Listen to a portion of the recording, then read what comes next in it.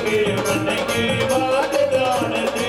देखो भाई मेरी मैं प्रेमी हूँ, मैं मेरे शरीर के साथ में धक्का भर रहा हूँ आपकी गति में। ये मैं सो गया था, ये बहन जी ने बोली महाराज सोए ना, देखिए मैं खड़े दिन हो गए बैठ देखना ही रही हूँ बोला तू खड़े हो ले चार और भजन गा दे। देखो प्यार इतना प्रेम रे भाई आड़ा पड़े ये मेरी आंसू है, क्योंकि मैं 18 तारीख से बीमार चला हूँ। ये मौसम परिवर्तन हो रहा था और इसने सारे बीमार करके आओ जरा एक बार दोनों हाथ उठा सारे को।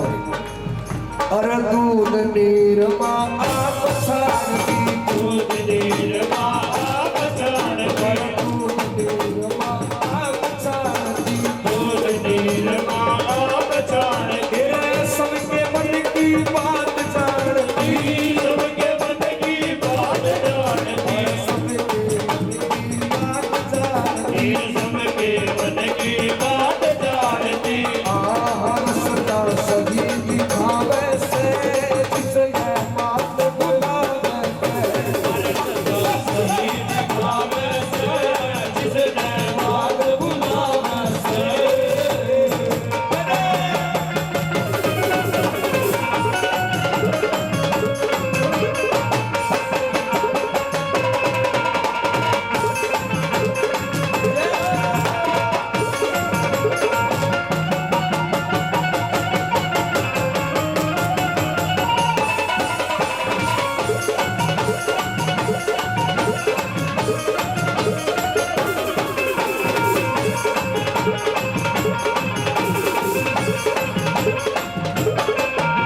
रमेश सदा विश्वास राखिए, रमेश सदा विश्वास राखिए, रमेश सदा विश्वास राखिए, रमेश सदा विश्वास राखिए। हर पल में आस राखिए, हर पल में आस राखिए, हर पल में आस राखिए। हर पल में आस राखिए। आखिर वो क्यों न करावे से जिसने मात बुलावे तू क्यों बनावे से जिसने बात बुलावे से।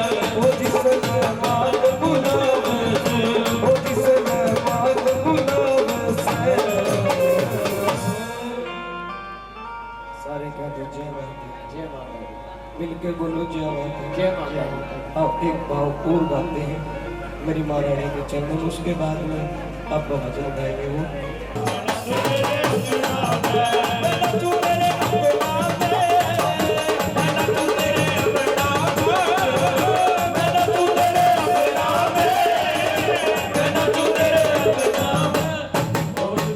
एक बार सभी खड़े हो जाओगे, एक बार खड़े हो जाओ ना। देखो आनंद आ रहा है, देखो भाई बंसल परिवार, देखो भाई पूरा लगो तो भाई तुमने वास्तव में भक्ति करी है भाई। आज की बारिश बता रखी थी लेकिन देख ले टोपल घूमे, देखो हमें बरसते में जीन तो चले जाए और अंबाड़ा चिरकपुर तो कह लिए बरसता अटे ही नहीं अराड़ा है तो बोलता ही देख लो। मतलब देखो हकीकत की बात है यार, इतनी तेज बारिश बता रखी थी लेकिन भगत देख ले, भगत नो वास्तव में नुकाया करे वाला भगत के उसमें है भगवान है। चलो सारे शुक्रिया अदा करा माता रानी कहे माँ तन तन तन चाड़े करती है और वारे करती है न्यारे करती है। आओ सारे मेरी ओढ़ के आ गई अरे ओढ़ के चुनरिया लाल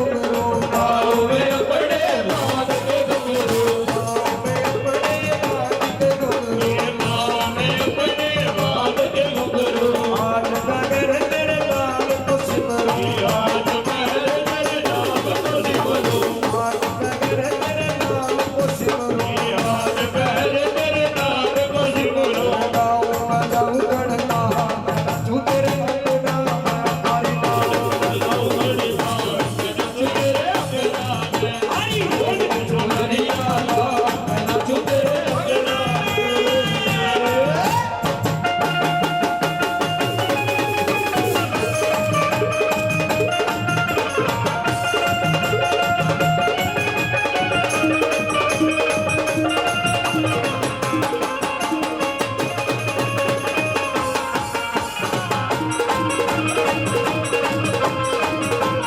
चरणों में तेरे शीश झुकाऊं चरणों में तेरे शीश झुकाऊं दर्शन पाऊं जीवन कर तेरा दर्शन पाऊं जीवन कर तेरा दर्शन पाऊं जीवन कर तेरा दर्शन पाऊं या मिलकर फूलों का बहार मैं नाचूं तेरे अंगना में हरि मैं फूलों का हार मैं नाचूं तेरे अंगना में हरि बोल में चुनरिया लाल मैं नाचूं तेरे अंगना में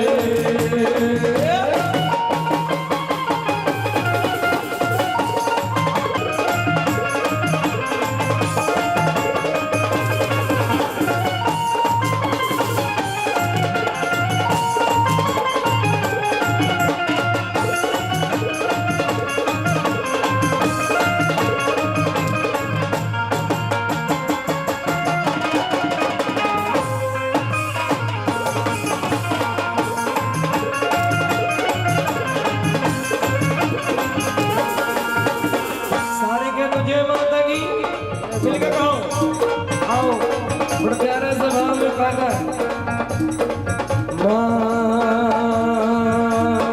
तेरे बिना मोहे कुछ ना भाई हो तेरे बिना मोहे कुछ ना भाई तेरे बिना मोहे कुछ ना भाई हो तेरे बिना मोहे कुछ ना भाई व्याकुल मन मेरा चैन ना आए व्याकुल मन मेरा चैन ना आए व्याकुल मन मेरा चैन ना आए व्याकुल मन मेरा चैन ना आए दोनों हाथ जोड़ो रंग बरसे लाओ ऊपर से बनाकर रंग बरसे लाओ दोनों हाथ रंग बरसे दरबार मैया री तेरे रंग बरसे दरबार मैया री तेरे रंग बरसे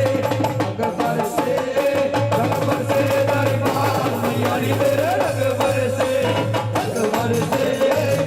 बरसे दरबार मैया री तेरे रंग बरसे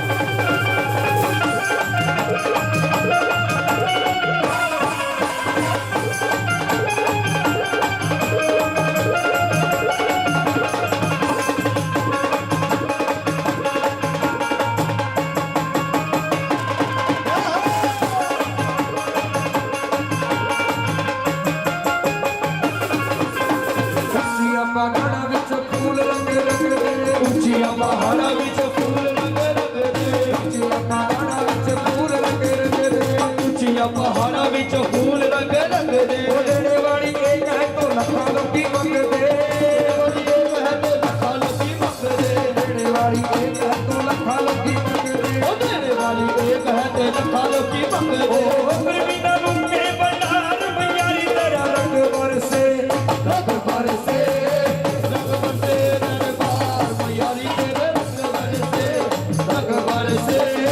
ਰੰਗ ਬਰਸੇ ਦਰਬਾਰ ਮਈਆਰੀ ਤੇਰੇ ਰੰਗ ਬਰਸੇ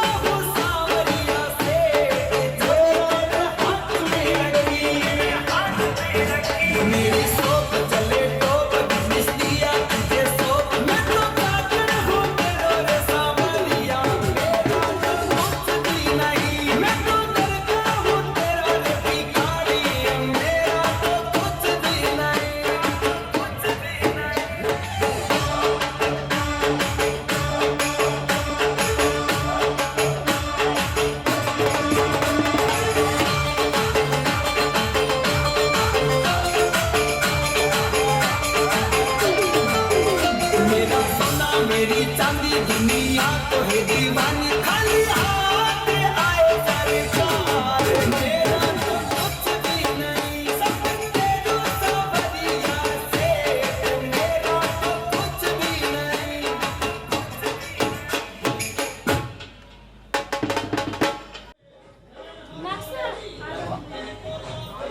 आजो आजो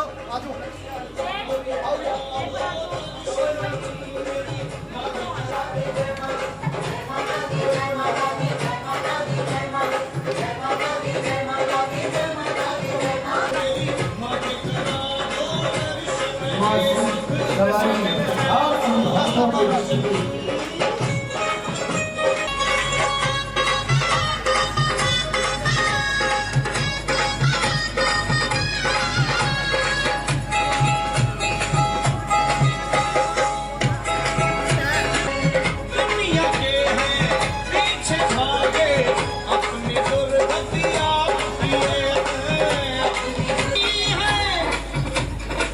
करता हूँ कई कोशिश नियत बदल क्यों जाए मेरी माँ के करा दो दर्शन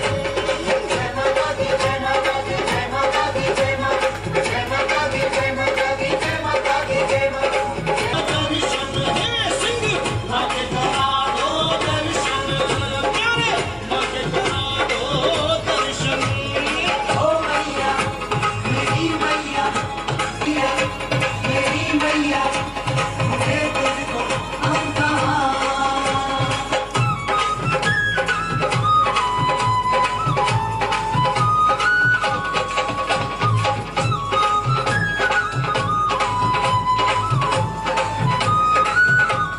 खुशी के दिन है आए या सबके दिल को भाए झूमे गाए दिल खुशी से नैन जो मांगे दर्शन पाए अब दिल न माने और संभल जाए मेरा जीवन माँ के करा दो दर्शन मेरी माँ के करा दो तुझे संग माँ के करा दो दर्शन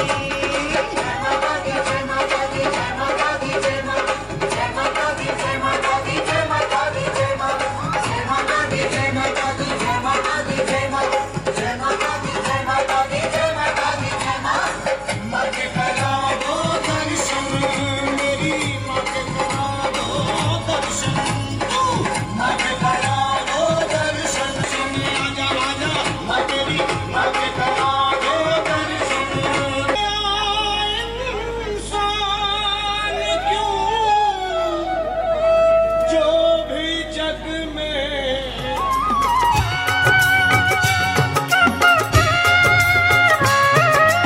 हे मात मेरी हे मात मेरी हे मात मेरी हे मात मेरी कैसी ये देर लगाई दुर्गे हे मात मेरी हे मात मेरी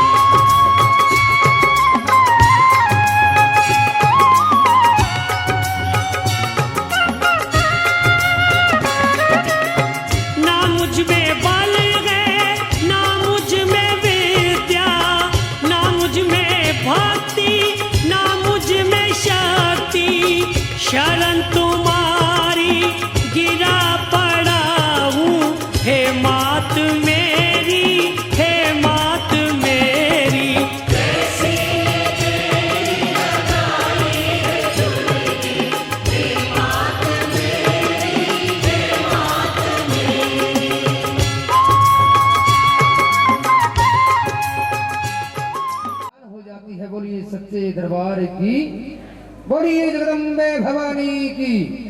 और तभी ध्यानु भगत रोने लग जाता है और कहता है, हे महामाई, तू इतनी दूर से मेरे पास चलकर आई और बिना दर्शन दे ही मेरे को चली गई।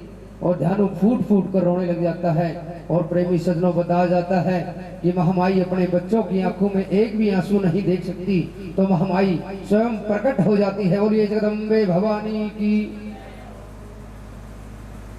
और महामाई ध्यानु भगत से कहती है, हे ध्यानु भगत, मेरे लाल, मैं तेरे से अति प्रसन्न हूँ और तू भेंट के लिए क्या लाए हो। प्रेमी सजनों, इतने बड़े जंगल में भेंट के लिए क्या था? ना तो वहां पर खोआ की बर्फी मिला है, ना लाडू मिला है, उस जंगल में क्या मिला था?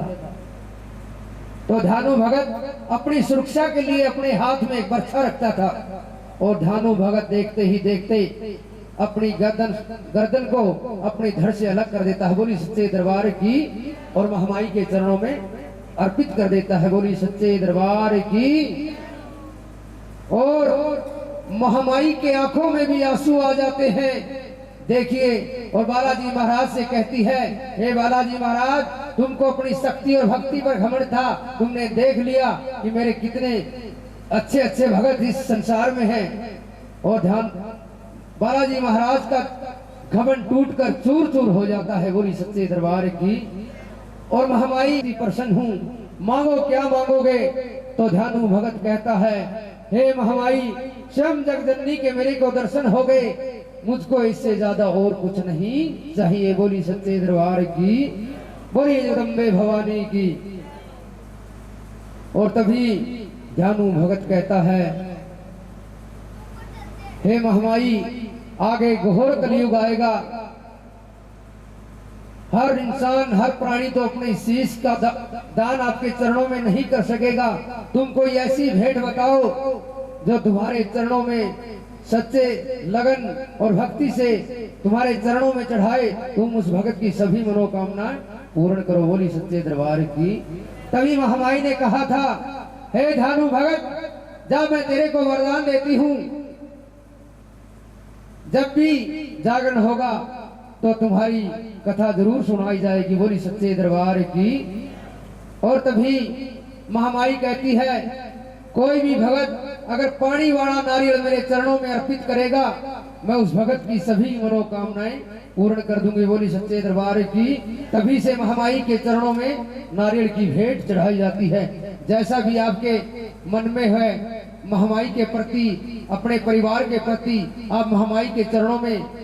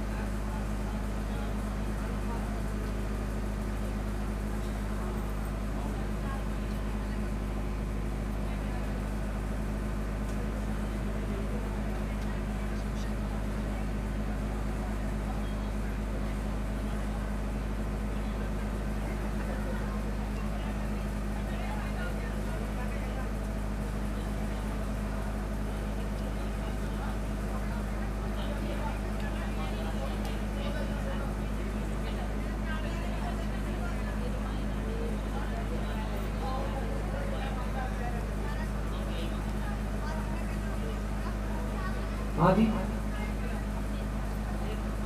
कोई नहीं, चढ़ा दो, कोई बात नहीं।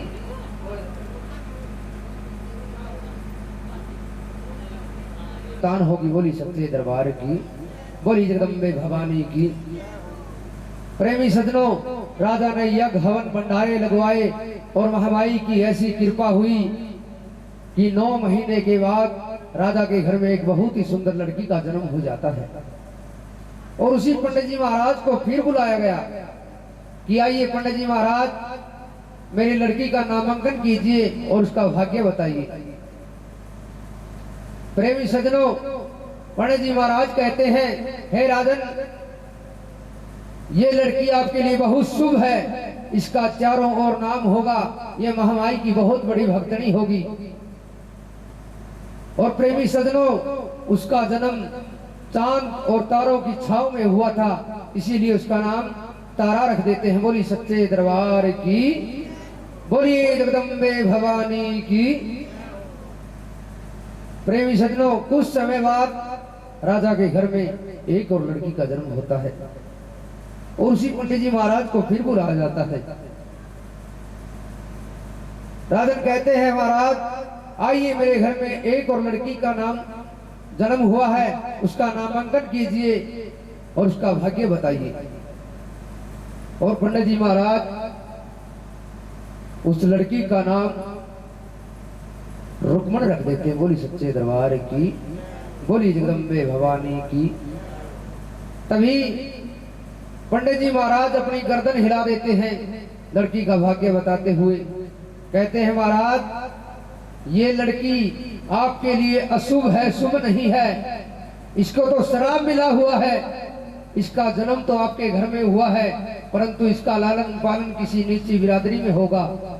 तो पंडित जी महाराज कहते हैं, महाराज ये क्या बात कर रहे हो, लड़की मेरी और पढ़ाई कड़ियां और ये भी आपको बोल रहा हूँ। तो राजा कहते हैं, महाराज ऐसी क्या बात है, मुझे खोल कर बताइए। तो पंडित जी महाराज कहते हैं, हे राजन, पिछले जन्म में जो ये रुक्मण है और जो ये तारा है, दोनों सगी बहनें थी और दोनों ने महामाई का एकादशी का व्रत रखा हुआ था। बोली सच्चे दरबार की। भाई बैठ जाइए कि मैंने बिनोड़े खा कह रहे हैं, मरियाना पी लेंगे। बोली सच्चे दरबार की। उन्होंने महामाई का एकादशी का व्रत रखा हुआ था। जब बहना बाजार में जाओ और महामाई के भोग के लिए कुछ सामान लेकर आओ, तो रुक्मण अपनी बहन से पैसे लेकर बाजार में चली जाती है और प्रेमी सज्जनों और अपना धर्म भ्रष्ट कर लेती है। बोली सच्चे दरबार की, बोलिए जगदम्बे भवानी की। जब तक रुक्मण घर पे पहुंची तो तारा ने देखा कि रुक्मण घर से हंसती हुई गई थी, अब इसका चेहरा उतरा हुआ है। तो पूछा कि तेरा चेहरा उतरा हुआ क्यों है। तो रुक्मण ने जो वाक्य था वो सारा बताया कि बहना, बाजार में मछली के पकोड़े बने हुए थे, मैंने वो ले लिए और खा लिए। तो तभी तारा उसे कहती है, जा नीच, मैं तेरे को श्राप देती हूँ कि तेरा अगला जन्म छिपकली की योनि में होगा। बोली सच्चे दरबार की। और प्रेमी सज्जनों, आप सभी को पता है छिपकली हमेशा मच्छर मक्खी हमेशा मांस खाती रहती है, तो उसे श्राप दे देती है। तभी रुक्मण कहती है, हे बहना, तूने मेरे को श्राप तो दे दिया, परंतु इस श्राप से मेरे को मुक्ति कैसे मिलेगी। तो तारा कहती है, बहना, अगर तुम्हारे हाथों कोई अच्छा कर्म होगा, हजारों जीवों का भला होगा, तो इस श्राप से मुक्त हो जाएगी। बोली सच्चे दरबार की, बोली जगदम्बे भवानी की। तो पंडित जी महाराज कहते, महाराज इसको श्राप मिला हुआ है। और प्रेमी सज्जनों, अगला जन्म शुरू हो जाता है। वो रुक्मण छिपकली की योनि में चली जाती है। उधर से कौन के ऋषि दुर्वासा अपनी भक्ति में लीन है और कौन एक गौ माता आती है और ऋषि के करमंडल से पानी पीने लग जाती है और ऋषि का ध्यान भंग हो जाता है। बोली सच्चे दरबार की, बोलिए जगदम्बे भवानी की। ऋषि का ध्यान भंग हो जाता है और ऋषि दुर्वासा उस गौ माता पर इतने प्रहार करता है कि गौ माता लहू लुहान हो जाती है। बोली सच्चे दरबार की। इस बात का पता डेरे के महंत को चला कि ऋषि दुर्वासा ने गौ माता पर अत्याचार किया है, तो डेरे का महंत उस ऋषि दुर्वासा को अपने डेरे से निकाल देते हैं। बोली सच्चे दरबार की, बोलिए जगदम्बे भवानी की। तभी कुछ दिनों बाद उन साधु संतों ने अपने आश्रम में हवन यज्ञ और भंडारे का आयोजन किया हुआ था। दूर दूर से साधु संत आए, सबको बुलाया गया, परंतु ऋषि दुर्वासा को नहीं बुलाया। और ऋषि दुर्वासा अपने मन में सोच लेता है, मैं अपनी बेइज्जती का बदला इन साधुओं से जरूर लूंगा। बोली सच्चे दरबार की। प्रेमी सज्जनों, जब भंडारे का समय आया तो ऋषि दुर्वासा अपना रूप बदल लेते हैं, एक बाज का रूप बना लेते हैं और एक मरे हुए सर्प को उठाकर अपने पंजों में वहां चले जाते हैं जहां खीर का प्रसाद बनने के लिए रखा हुआ था। बोली सच्चे दरबार की। बोली जगदम्बे भवानी की। तभी वो ऋषि दुर्वासा जो बाज के रूप में था, मरे हुए सर्प को उस खीर के कढ़ाई में डाल देता है। अगर कोई इसको खाएगा तो तुरंत ही मर जाएगा और मेरा बदला भी निकल जाएगा। बोली सच्चे दरबार की। ये नजारा कौन देख लेती है?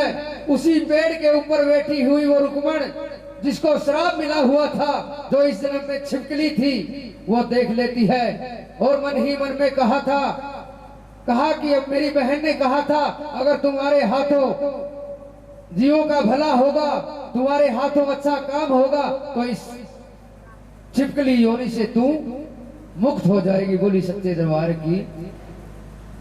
तो रुक्मण ने सोचा कि आज तेरा मौका है। जैसे ही डेरे का महन भोग के लिए खीर का प्रसाद लेने के लिए आया तो देखते ही देखते वो छिपकली भी उस खीर के कढ़ाई में छलांग लगा देती है। बोली सच्चे दरबार की। बोलिए जगदम्बे भवानी की।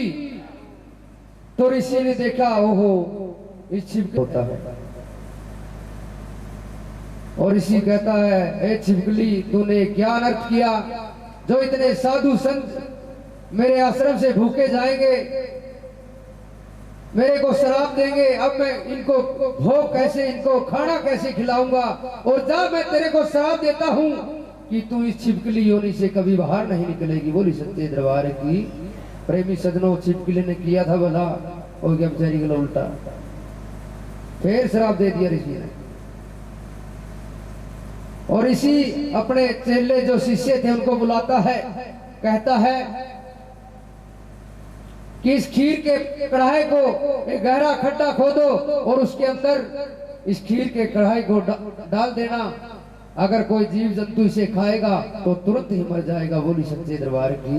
गहरा खड्डा खोदा गया, उसके अंदर खीर को कढ़ाई को डाला गया और प्रेमी सज्जनों, नीचे देखा तो एक मरे हुए सर्प का पिंजर भी पड़ा है। बोली सच्चे दरबार की।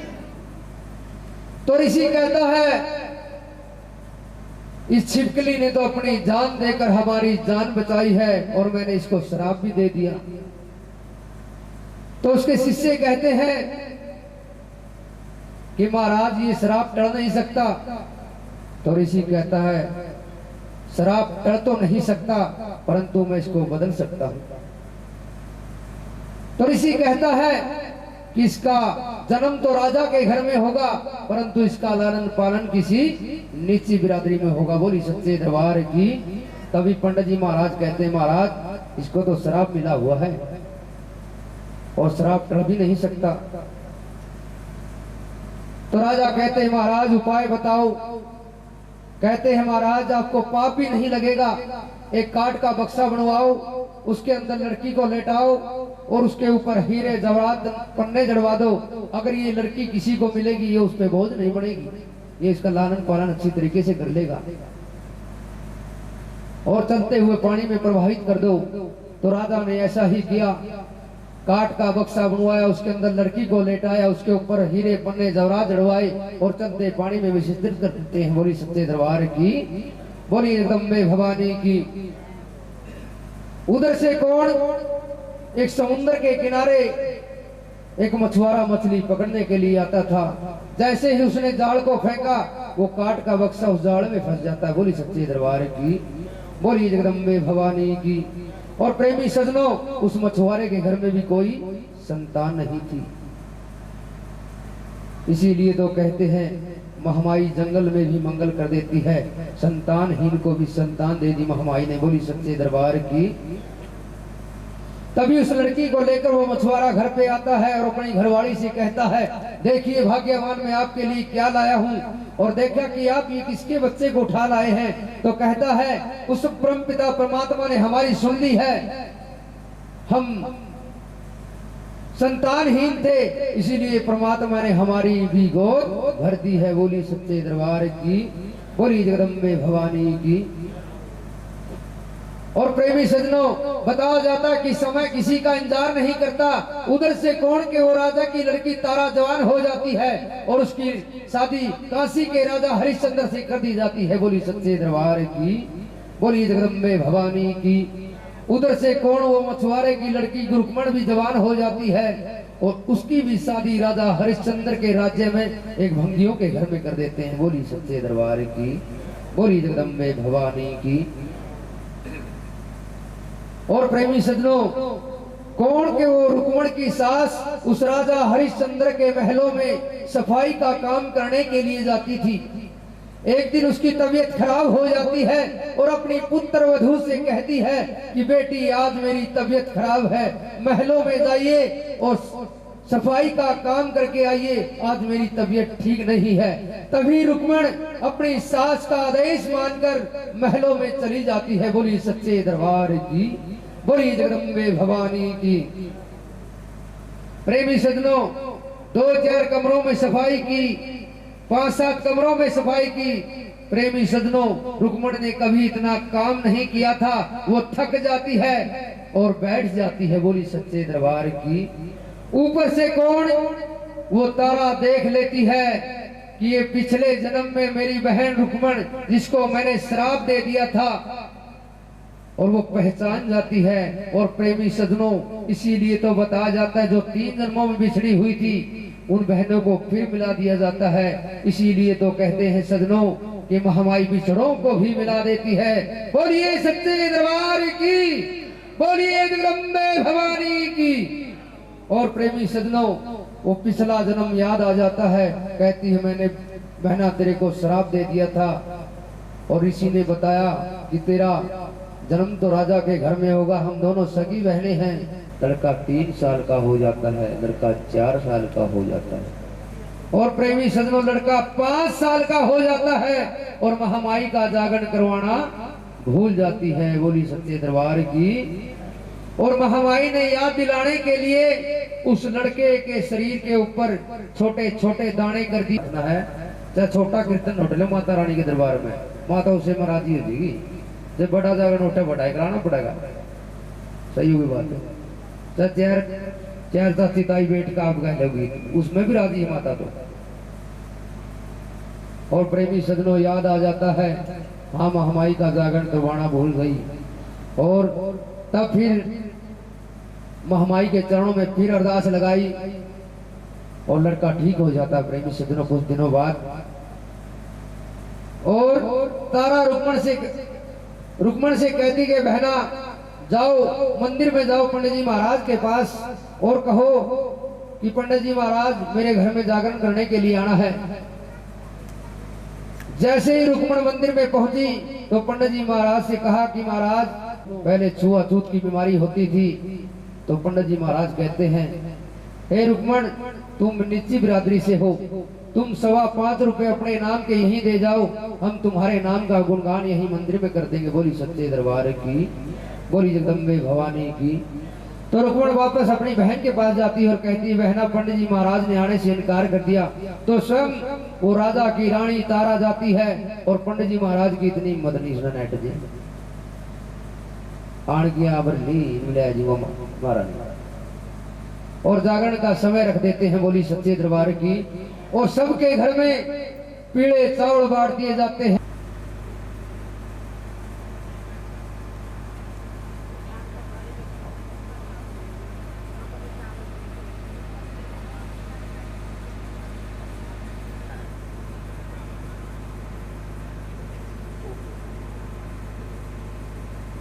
बांट दिए जाते हैं और जागरण का दिन आ जाता है, जागरण का समय आ जाता है।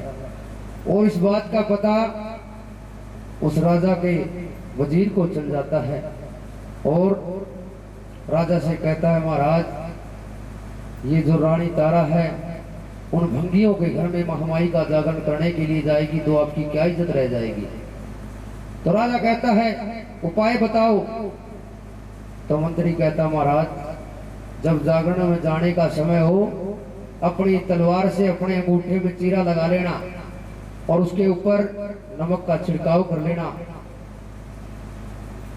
आपको दर्द होगा, आपको नींद नहीं आएगी और तारा जागरण में नहीं जा पाएगी। बोली सच्चे दरबार की, बोली जगदम्बे भवानी की।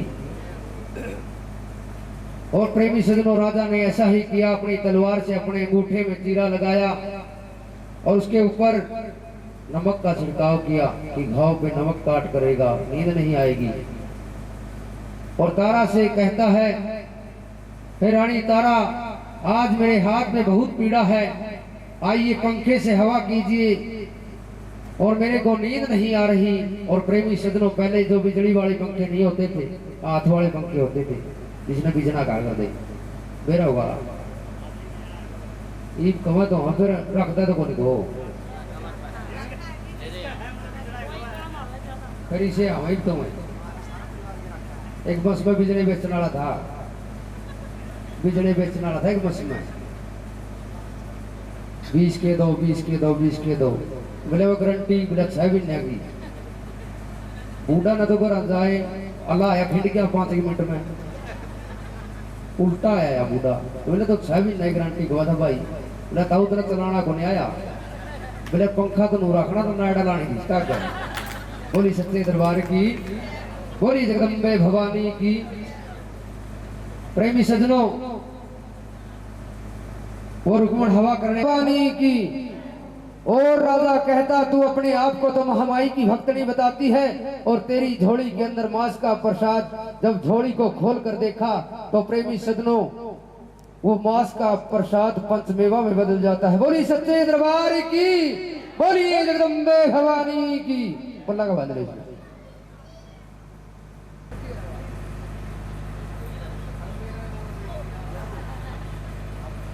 बोली सच्चे दरबार की। सही है। अरे अरे मैंने अपनी आंखों से देखा कि तुम्हारी झोली के अंदर मांस का प्रसाद डला था और ये पंचमेवा में कैसे बदल गया। तो तारा रानी कहती है, हे महाराज, मेरी महामाई की अद्भुत माया है। बोली सच्चे दरबार की, बोलिए जगदम्बे भवानी की। तब तो तारा कहती, महाराज, जितना आसान आप समझते हो महामाई के दर्शन इतना आसान नहीं है, इसके लिए कुर्बानी देनी होगी। तो राजा कहता है, महारानी, मैं हर कुर्बानी देने के लिए तैयार हूं। तो तभी क्या है, तो राजा हरिश्चंद्र कहता है कि मेरा इकलौता बेटा रोहतास और मेरा काला घोड़ा जिसमें मैं सवारी करता हूं। बोली सच्ची दरबार की। तो रानी तारा कहती, महाराज, 2 कढ़ाई उसके अंदर लड़के को डालो और घोड़े को छोटे छोटे टुकड़े करो, उसको भी कढ़ाई में डालो।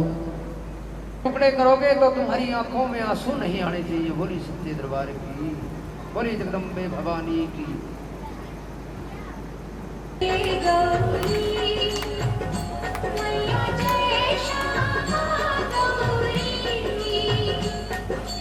और आगे आ जाए, दूसरे को दे दोगी।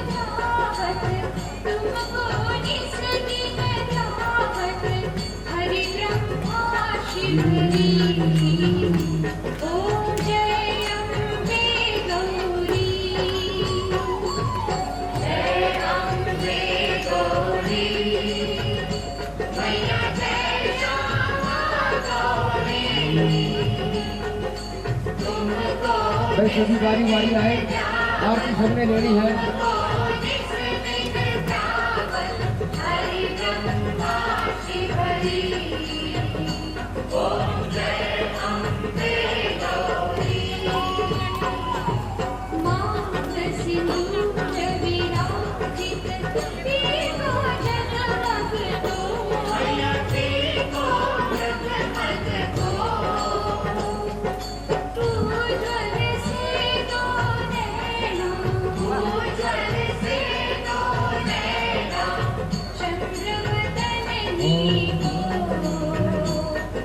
भाई आरती सबने लेनी है, जो आरती ले लो पीछे हो जाए।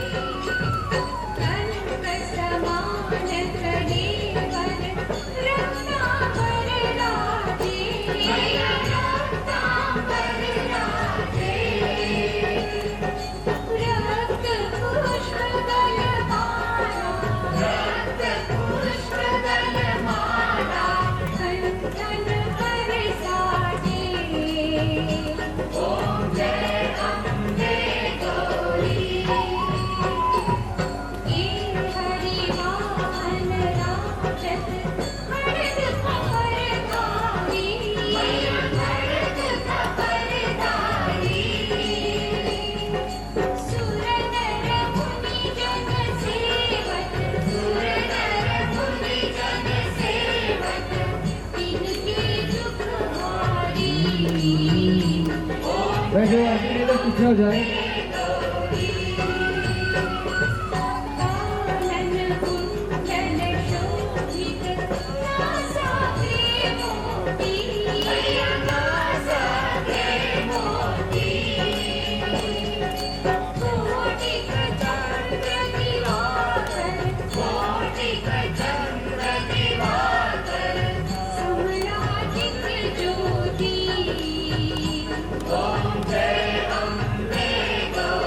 भाई जो भगत आरती ले ले वो पीछे हो जाए।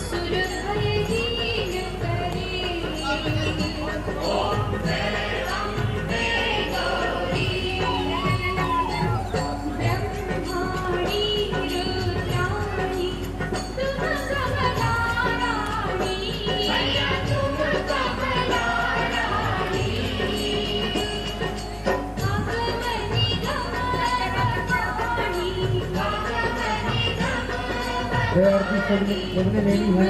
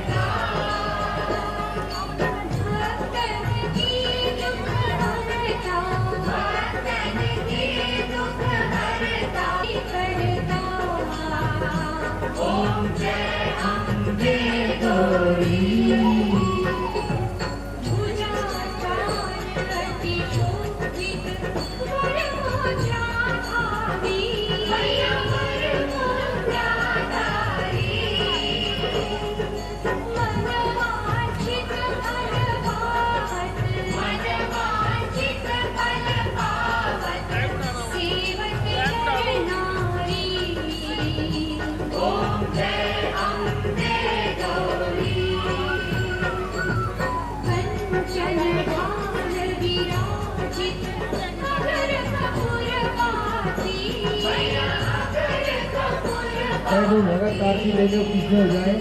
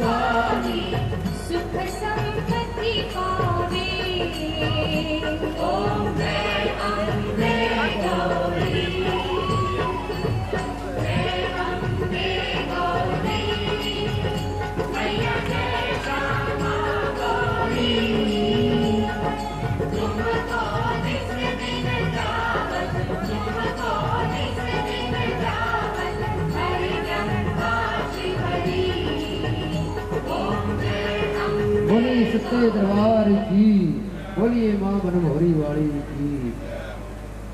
वे सभी भगतजन अपने अपने स्थान पर बैठ जाए एक बार। कन्या पूजन होगा, उसके बाद सबको प्रसाद मिलेगा। सीता लगी नीम का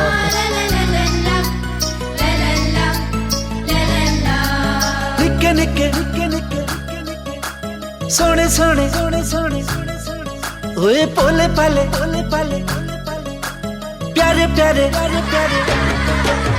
निक्के निक्के सोने सोने रूप मैया दे, भोले पाले सुंदर स्वरूप मैया दे। ओए निक्के निक्के सोने सोने रूप मैया दे, भोले पाले सुंदर स्वरूप मैया दे। मेरी माई दियां कंजकां प्यारियां, ओ कंजकां च मां वसदी, ओ कंजकां च मां वसदी। देवी मां दियां देवियां दुलारियां, ओ कंजकां च मां